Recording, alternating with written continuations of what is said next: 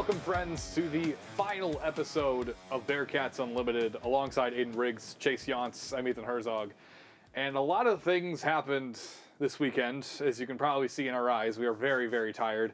All of us were very active in the sports world, and so were the Bearcats. And to kick things off, we're going to talk about Cincinnati versus Arizona. And it was a very painful game that did also adjust the standings. We'll also take a look at very quickly as Cincinnati dropped a couple of spots. They're now in 6th place, and Texas Tech is leading. The number 6 ranked team in the country is on top of the Big 12, along with BYU, Houston, and Utah rounding out that top 4, with Arizona State in 5th, and Arizona sneaking up on Cincinnati, and we'll actually talk about that loss now.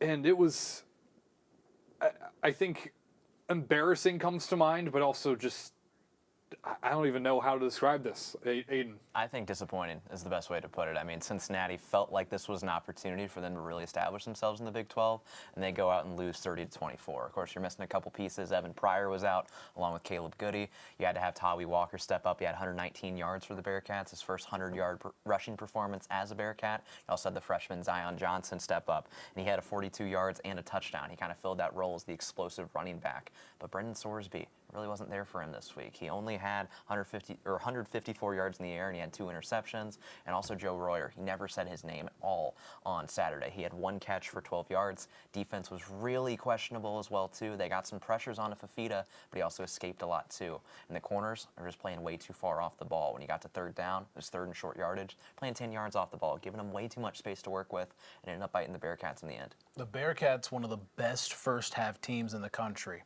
and they're one of the worst third-quarter teams in the country. The defense gave up 20 points in the second half. Arizona held the ball for 18 minutes. They gave up 5 for 8 on 3rd down.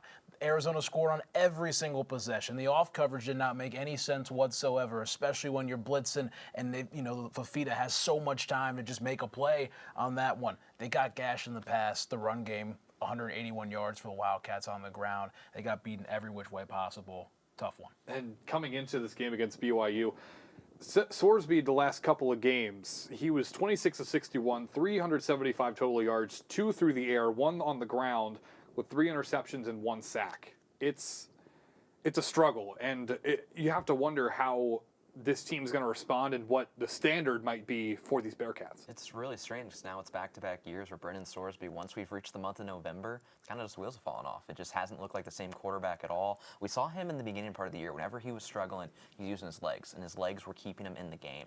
But now, once we're getting there, he only had 30 yards on the ground against Arizona. It weren't quite the same thing. I mean, he was just full-on struggling in every way out there. He's going to have to step up down the stretch here for the Bearcats. It started bad, the middle was bad, and it ended badly. Again, an interception on the first play of the game obviously sets the tone off really badly. They scored 2 drives after that, but again, 5 straight scoreless drives in that middle portion of the game really sets the 8 ball behind.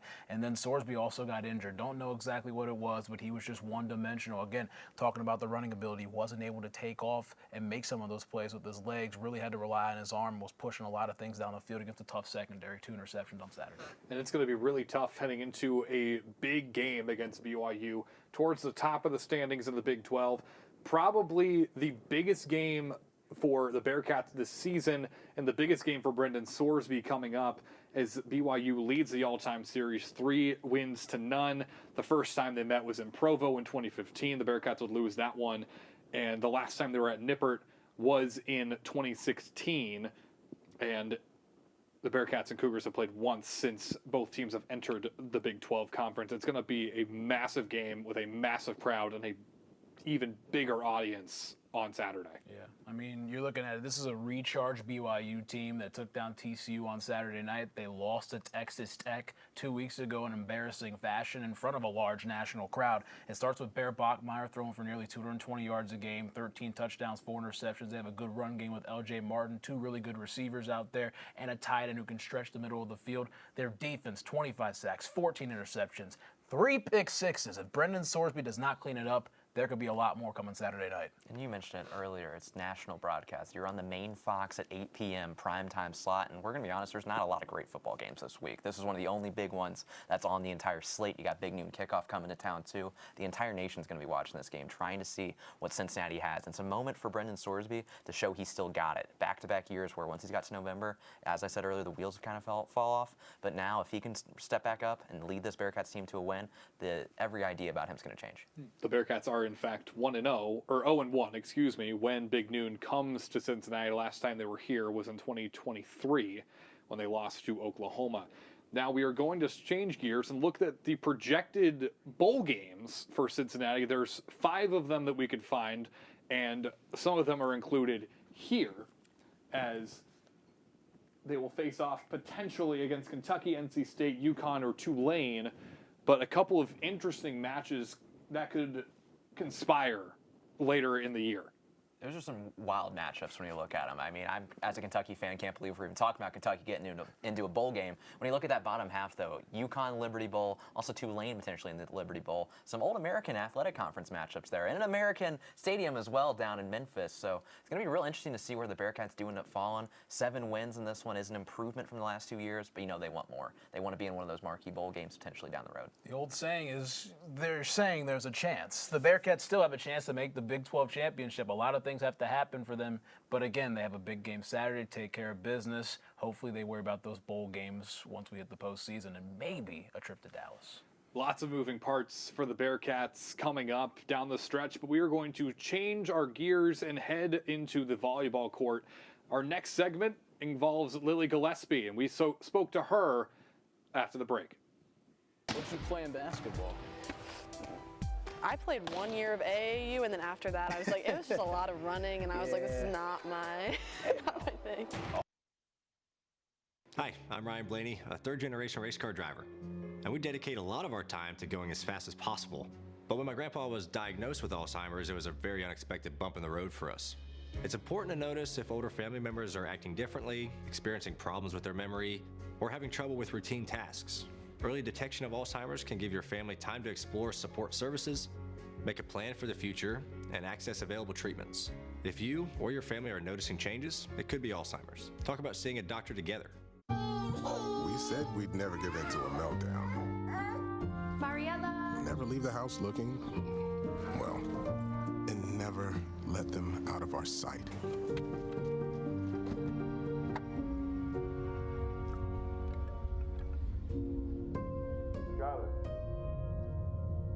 Cars get hot fast, and kids can be at risk. Before you leave the car, always stop, look, lock. I tell my son, I love you every single day. I love you. Now, my dad has never said that to me. Not because he doesn't love me, but because culturally it wasn't comfortable for him. Now that he's a grandfather, he says, I love you to my son every time he sees him. My advice to all the fathers out there, forget the cultural restrictions. They grow up way too fast for you to waste even a single precious moment.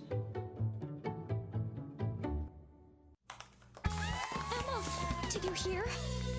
Todd's in the hospital. Who's Todd? He got a collapsed lung from vaping. He thought it was cool. Not cool. Promise you won't vape, Emma. It can lead to a lifelong addiction, and we can't be friends if your lungs collapse. Bogus. Wacky sitcom teens aren't the best people to talk to your kid about vaping. Hey, you got a minute? You are. Start the conversation with your child about vaping today. The reaction timing, playing that position. How do you do it at such a high level? It goes a lot into eye work and reading. Our coaches put us in a good place with defense, our defensive position, to be able to read well against the hitters, and yeah, just getting a lot of practice. We practice defense a lot, so we're able to get balls up. And you didn't play that libero defensive specialist position really until you got to UC. What was that like playing an outside hitter and stuff in high school? I really like both. I like my role I'm in now because I'm obviously smaller, and I like getting to run the backcourt and run defense, so I really like it. Went to Turpin High School. When did you get your start into volleyball? How did that whole thing come about, and how's that love for the sport grow? Yeah, I started pretty late. I was always like a basketball, soccer player. I didn't start playing club till I was like 12 or 13, and then went from there. But as I got older, I really liked the competition. Like, there's always something happening in volleyball, so I think that makes it really fun. What'd you play in basketball? I played 1 year of AAU, and then after that, I was like, it was just a lot of running, and I was like, this is not my, not my thing. A hometown kid, Cincinnati. What's it like to rep that across your chest every single game you play in? And, you know, you probably have like family come to the games and everything else, have a lot of support. What's that been like? Yeah, it's really cool getting to play here, and like all of the people that I just know around that get to come to the games and support me and just support our team. It's definitely a really cool experience, and there's just nothing really like it. Now, Coach Tomich came in last December, has pretty much had an entirely new philosophy and mindset come with this program. What were your first conversations like, and how has that, kind of reigned true over this first year?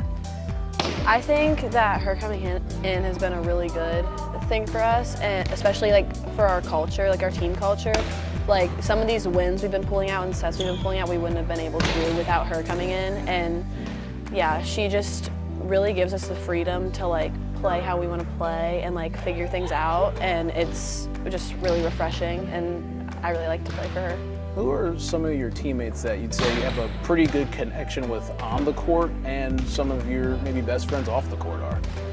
On the court, I feel like I have a pretty good connection with Carly and with Gretchen. Gretchen's my roommate, been one of my closest friends since I got here, and then me and Carly just bond really well, and we also just communicate really well on the court. And then off the court, my closest friend is Izzy, who's over there. Yeah, we hang out all the time, and she's just a really good person to be around. She's very like honest, and I can always just rely on her for anything that I need. Who inspired you to play this game of volleyball? Who is someone that you're playing for, and just what's kind of your why in this game of volleyball? Definitely my family and my parents. Like, they've done so much for me to be able to get here, and without them I wouldn't be anywhere close to this position, so I play for them and for the rest of my family too.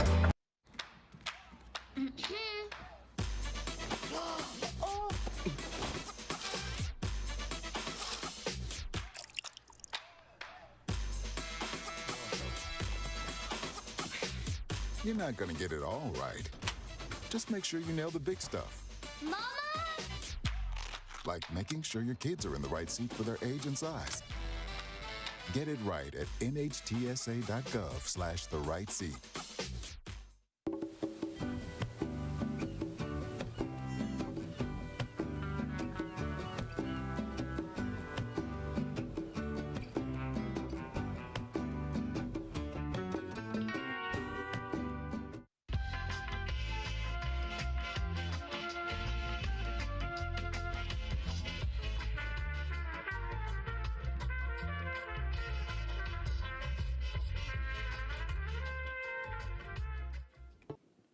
Welcome back inside the studios. Bearcats Unlimited. Aidan Riggs, Chase Younts, Ethan Herzog here with you. And we're going to switch gears and talk about some winning teams now, as women's basketball found their first win of the season against Georgetown College, 100-61. Aidan, we were both there again, and it was a great showing for the Bearcats. Thankfully, a winning team after that rough start to the season they had, going 0-3 to start off the year. 100-61 victory, their first time touching 100 ever since 2003, so big accomplishment for the women's basketball team. Scary first half, though, especially that first quarter. Georgetown was hanging around. It's a good team from the NAIA that was coming up to Cincinnati. Once they got the second quarter, so when Cincinnati really pulled away. They shot 70% from the field in that second quarter alone. They never looked back going down the stretch. Had some big players step up, especially on the boards and in the paint. They won the paint battle 58-20 over Georgetown. So they really owned down low. That's the bread and butter of this team, is working down low in the post. Really impressive showing from the women's basketball team. Absolutely. And continuing on that, Kalia DeVillisi, the Big 12 Freshman of the Week, set a program record. 15 assists in one game is a new program record, and she's only a freshman.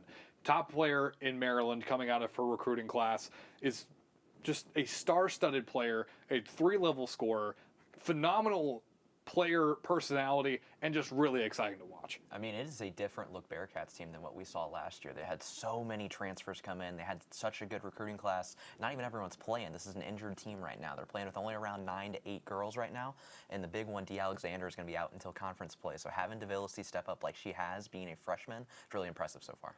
Exactly. And I mean, you look at how Dee Alexander is going to fit into this roster, and it's going to be very exciting to watch. But they head on the road, and they head up to Muncie, Indiana. They're going to take on Ball State, who is no shrug either. I mean, they made the NCAA tournament last year. They're always in the conversation. And Chase, it's been a great season so far for Ball State. They're 4-0. Yeah, I mean, these two teams actually know each other pretty well behind closed doors with a lot of those, preseason scrimmages that nobody sees in the light of day. They're undefeated 4-0. They handled business against Memphis by 24 points. 5 players average double figures for this roster, a very experienced group. UC's played 2 road games this year, 3rd road game of the season. They've lost some tight ones, hoping that the 3rd time's a charm, and we'll see how this thing plays out. And that margin of victory on the road, or margin of, loss, I should say, is very, very small. The combined between all 3 of the first games, I believe, was about 12 points.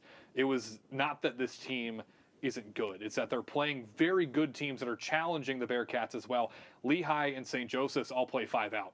There are very few players that will actually enter the paint. They're going to try and shoot from 3. That's a very big, and it was a very big component for Katrina Merriweather to have her ladies tested with different styles of offense that we'll see in the Big 12, especially with Penn State, who is in a similar manner with them as well. No, and when you look at this non-conference schedule, they got 4 teams that were in either the NCAA tournament or the WBIT last year, the 2 biggest tournaments. And also they've got 3 or so that were in the WBIT along with them.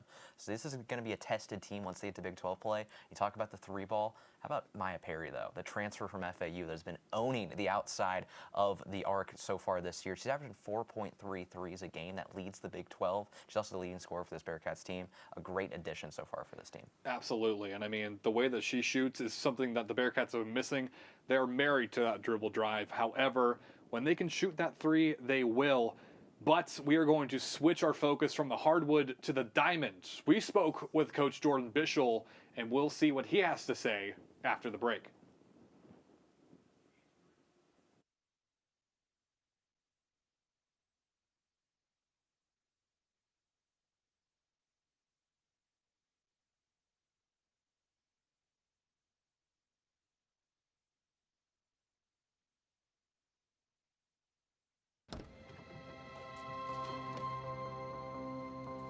The impact of a meal goes well beyond feeding our bodies.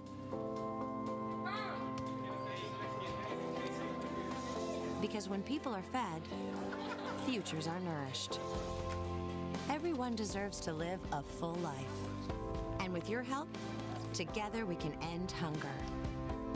Join the movement at feedingamerica.org/actnow. Whether it's our stories, the warmth of our laugh, or our family's secret sauce, we all bring something different to the table. So make some space. The power of connection is waiting right outside your comfort zone. Learn how you can help strengthen your community at belongingbeginswithus.org/teamup. How do you know when you've made the right decision? It's the feeling you get in your gut. The one that tells you what's right or wrong. It's the one that says, sure, I can have a drink. Or the feeling that says, okay, I've been drinking. Now what? It's the voice inside you that says, I'm buzzed. Better leave the car when it's time to go. Plan ahead. Catch a sober ride. Buzz driving is drunk driving.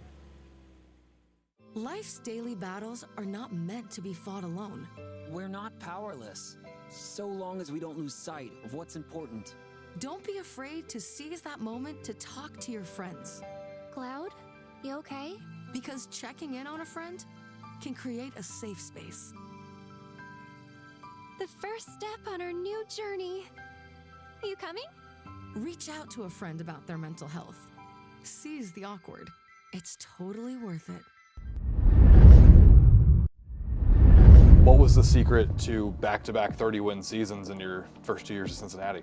the key to any good program is, number one, you got to have some talent, which we did. You've seen pretty high draft picks, and then behind that, some really solid players that, talent matters, but then the buy-in to what we're doing, the style of baseball we play. I can't give guys enough credit for, it's not easy to sometimes change how you go about things. Guys that play at this level were awfully successful their whole lives, and we've asked them to adapt and adjust and be team guys. You have a 40-man roster, and on any given day, 10, 12, 14 of them hit the field. That's a lot of guys that are checking egos at the door, and so they're the key to it. It's all about student athletes, and we've had some awfully good ones. And you mentioned buying into that style of baseball. Where did that come into in your life, either as a player, as a coach, where you're playing that level of small ball? It's morphed over time. We've always put a lot of value on quality hitting approach, getting on base, putting pressure on you. We've probably found the best balance of all of those things, including the running game and the bunting game over the last year or two here. But it's built over time. It goes back, I was a small school guy. I played at a low Division III school. Tom Winsky, one of our assistants, was my college coach. We weren't going to be the most talented team at that level. We didn't hit a lot of home runs. And so I've always been a part of programs that did some of those things, and we've really blended it well into what we're doing here.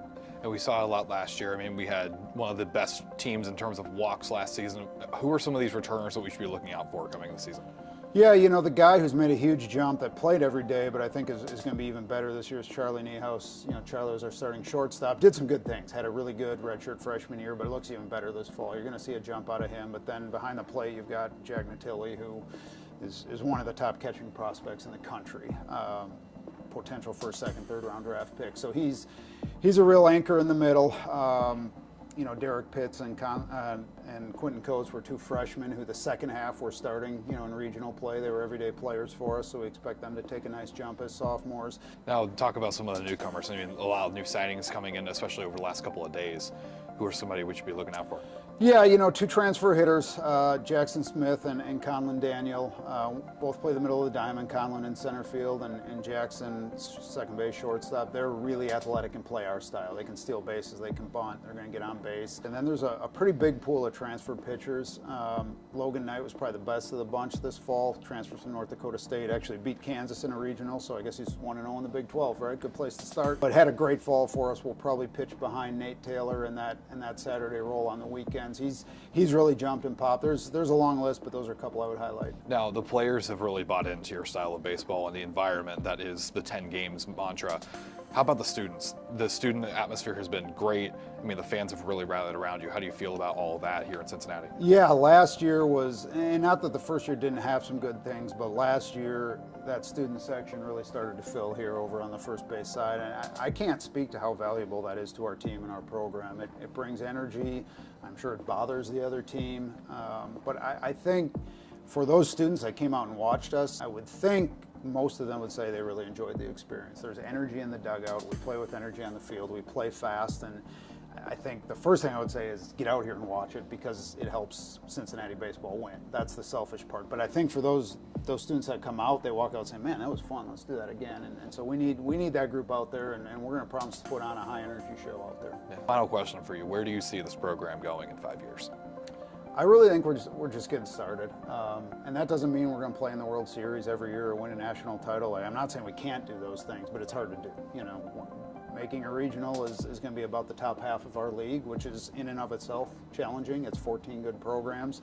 Winning regionals is top 16 in the country. So I don't know how many depth of postseason, that kind of stuff, but what we did this last year and what we've done the last 2 years is 100% repeatable and something we can build off of. The talent level is still increasing. The support of the community is still increasing. Our facilities are still improving. Our coaching staff is really committed to this place and its growth. Our administration is really committed to our growth. So everything we've done is certainly sustainable and repeatable and can be built off of. And I think, to me, that's going to be the mark of it. Is I don't know which years are going up there on the outfield fence next to the 2025 with the regional years, but we're going to give them a reason to move those pads so there's room for more years up there. I really believe that. Dear moms and dads, what you have achieved here today is going to help us and our futures. It is why we are coming up on stage to collect your diplomas. You know it's true. Mom, we love you always. Everything I do, graduate, they graduate. Visit finishyourdiploma.org to find free and supportive adult education centers near you. There is a road laid out for me. First night here, but Amy seems cool. Leading down to the river. I am blind, but I need not see. What do you think? I know this road is there for me. If I'm really free, take me down to the river and walk. Welcome back, and it's time to talk about men's basketball. A big matchup coming up at the end of the week, but we have to talk about Mount St. Mary's, and it was a bit of a scary one initially. Mount St. Mary's was leading at the half, but Bearcats were able to come back. I had to hold my breath a little bit there in the booth. It was very scary, to put it lightly. But again, I mean, able to come back for a victory. Day Thomas led the way with 16 points, was 3 for 3 from the three, had 5 rebounds, 5 assists. He really is the engine that makes this thing go. One of the only returning guys that played legit minutes last year, shot 40% from the three. Big guy to have there, but again, I mean, it was a tough one. You have other guys in there like Mustafa Cham, who played pretty well. Keyshawn Tillery had a career high. And then Baba Miller as well. He's been exciting to watch. But Cincinnati, there's been a lot of just rave outside of, just in the fan base where they've been kind of concerned about what's going on, especially with the matchup that's coming up. But, to look at things positively, Baba Miller is one person that has really caught a lot of eyes. He looks like some of those guys that play at the next level. He does, and in the words of Terry Nelson, Baba Black Sheep, have you any wool? That was a crazy line. There were some crazy things said on that broadcast last night, but Baba Miller has been as advertised for the Bearcats, and I mean, he's had 3 games in double figures, 3 double-doubles already on the season. He's just impressive. He is a threat all over the court. Yeah, I mean, this is a guy that can get down in the post and really, take advantage of you on the block. But at the same time, he can play that stretch 4. He can play from the outside, can occasionally shoot the 3, but he really has that long wingspan and that handle that can get to the rock. But then you talk about defensively. No one's getting a rebound over this guy, especially in this non-conference play. But he is also a rim protector. He's done such a great job of just sending stuff the other direction, along with him and Sham. Those 2 guys on the inside are tough to get after. Yeah, I mean, it's truly been impressive, those big guys. I was going to bring up Chom, actually. That was perfect there, too. When you look at how they're doing defensively, too, the blocks is astounding to me. What this team is doing, averaging about 5 blocks a game between the 2 of them. And this was something we saw a lot with Baba Miller last year, especially where he came from. He was one of the best freshmen that we saw in the entire nation. Really been impressed with him defensively. Yeah, and again, this is, a unit that really got themselves back in the game by blocking shots. They negated those shots, and they were able to get out and run in transition and find themselves back in the game. And Cincinnati basketball was able to get the fatigued Mount St. Mary's Mountaineers off the court.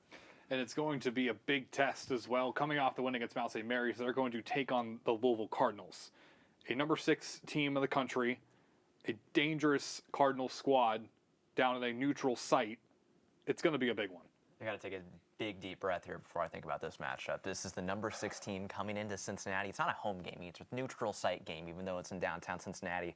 Bearcats have lost their last 19 straight games against top 10 competition. That is an insane stat that they look to rewrite on Friday night. But this is a Louisville team that has one of the best resumes at the moment in the entire country with that win at home against Kentucky just a week or so ago, same night that we played Dayton here in Cincinnati. That was 96-88, and that 96 is the only time this team hasn't scored 100 points in a season, in a game so far. They're averaging 103 a game. This team can score. Anyone they put on the floor is going to put points on the board. Look at that, though. I mean, you're playing against the Louisville team that once had Kenny Payne as their head coach. The pain is over, and they inflict pain on others with Pat Kelsey, resident Bengal fan and everything else. But those guys know how to ball. They're going to come down here and try to play their best. But at the same time, when Dayton came down here, it was a pretty split crowd. You think Louisville, number 16 in the nation, is going to come up here with a bigger crowd? Yeah. I think so, and I mean, looking at Ticketmaster earlier, there were a lot of empty seats, but it's also only Monday, so some chance for fans from the Bearcats and the Cardinals to maybe find their way to Heritage Bank Center and steal away some tickets. Cincinnati looking for their first top 10 win since 2012 in the NCAA tournament against Florida State. Florida State was ranked number 10 when they won that game. in the first round of the tournament. This is program defining if Cincinnati can do this. I mean, this is a Louisville team that has every bit of momentum in their favor. Some familiar faces on that team as well. Ryan Conwell, who came into Fifth Third Arena last year, put up 17 points against Cincinnati, part of that Xavier team. We broke that streak last year, too, in the crosstown shootouts. So it got people that are familiar with Cincinnati on that Louisville team. Basketball is a game of runs. It just depends on who can weather the storm the longest, and have more of those will be the winner of this basketball game. It'll be a stormy night on the Ohio River, and that, my friends, is the last segment for Bearcats Unlimited for the rest of time. It was a pleasure working with all of you guys. That was a very dramatic ending, but it was a true pleasure for everybody involved. A huge thank you to all of the crew and everybody who was involved, and the DoorDash driver that brought our pizza tonight. It was a very long story. But for our two producers, myself and Chase Younts, and for our director, Hayden Ducker, for Janice, who is standing in the wings, and Aidan Riggs, our co-host, and all of the rest of our crew, I'm Ethan Herzog saying so long, and thank you all for tuning in for Bearcats Unlimited.